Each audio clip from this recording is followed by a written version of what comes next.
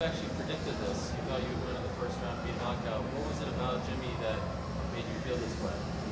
I mean, it's not about Jimmy, but it was a matchup of really two strong striker with big knockout power. So, I mean, we both go for the kill. We in-range fighters, so of course it's going to be explosive and really fast. And I know I got power. I think I showed in my last two fights that with a full camp, I'm unstoppable. So yeah. Are you surprised though that it happened that quickly? I mean, this is not the first time it happened during my career. You know, I don't even know if that's my quickest fight. So it's all depend, you know. About first of all, I thought that was because of the level of my opponent before the UFC. But even in the UFC, I see this happening again. So I think that's just because of my knockout power. Do you think that when he fell to the ground, it was kind of like a punch, but also pushed him, that that's when he knocked himself out, the impact of his head on the mat? Did you notice that? I mean, I don't even know. Of course, I pushed him down because I wanted him on the floor.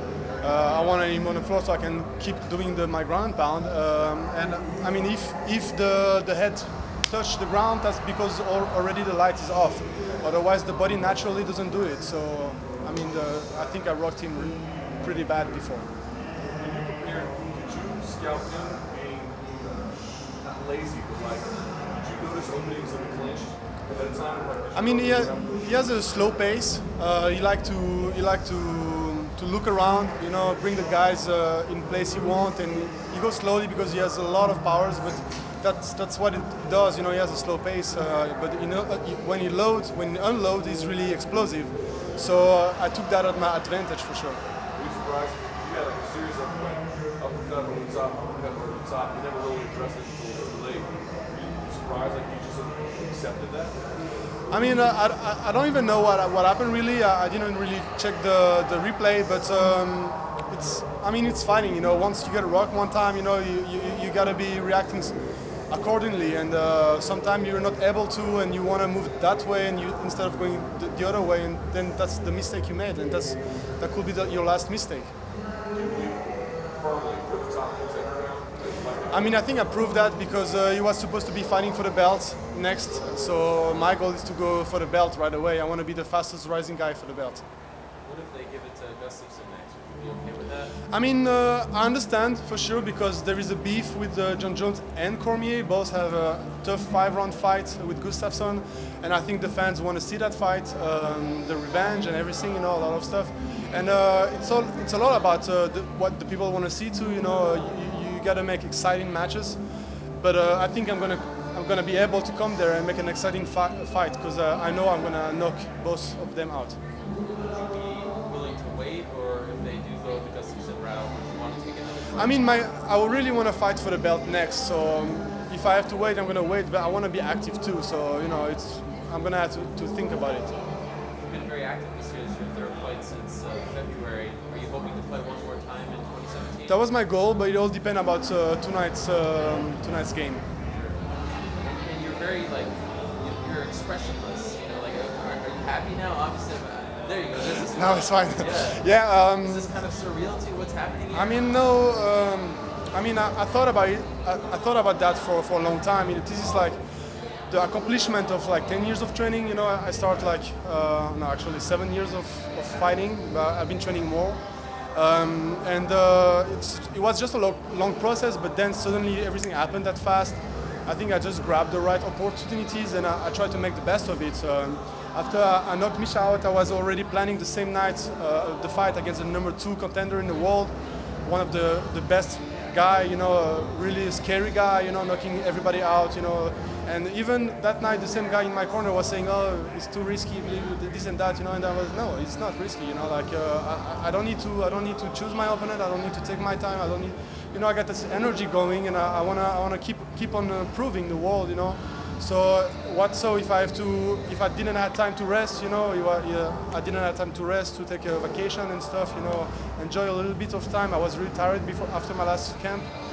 And I just went back into it because I love that, and I think if you really want to do something about it, it's time to do it. It's time to go. You have to go. You just spoke with Roman Johnson, who was very complimentary of you in training. how important was his insight into his former opponent, Jimi Manuwa? I mean, I was lucky that he came back. Let's not say out of retirement, but he came back to help me in the gym 2 times, and that was good because I need also some really strong sparring partners, you know. So because me and Johnson, we do always when we spar, we do all. It's a war, you know. Like we go hard, really hard. And I like that because it's like a fight, you know. And then I got other people around. I play differently when I spar, you know. I go more technique, more fast, you know. I get a whole bunch of people. But I know when I spar with Johnson, he's like really tough. So I was happy that he was here. But of course, those 2 years with him, you know, training and learning, because I learned a lot with him, you know, are really helpful. How satisfying was that knockout early?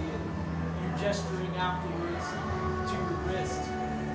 What about the emotion that you had in that moment in the crowd kind of going with you? I mean, I was happy for sure. This is, I think, also a good proof that my new nickname suit me well because I got no time, and I think that's why also because I knock people out really fast, and I wanna go for the belt also really fast. What is the nickname? No time. No time. Who gave you that?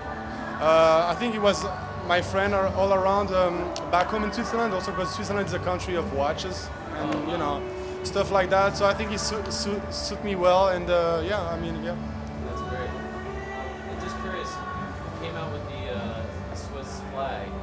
I actually heard from some Turkish fans who there are not a lot of Turkish MMA fighters who were saying, well, why don't you come out with both since you're half Turkish as well? Yeah, because the only thing is like I'm half Swiss, half Turkish. I grew up in Switzerland, born and raised, and I got educated here, and you know I spent all my life here. I don't speak Turkish, unfortunately, and since it's the country that saw me, you know, grew up, that's why I represent that country. But I never, you know, I was really proud of my origin, you know, and my mother always say, you know, smart like a Swiss and strong like a Turkish, you know, so I think I show the world, and I want to represent for both countries anyway, but when I walk out into the ring, you know, I usually take the Swiss flag. And your name means volcano in Turkish, right? Yes, yeah. Kind of like your fighting style. Exactly, you know, I'm really quiet, I really, you know, no emotion, but once you land, you know, it explodes.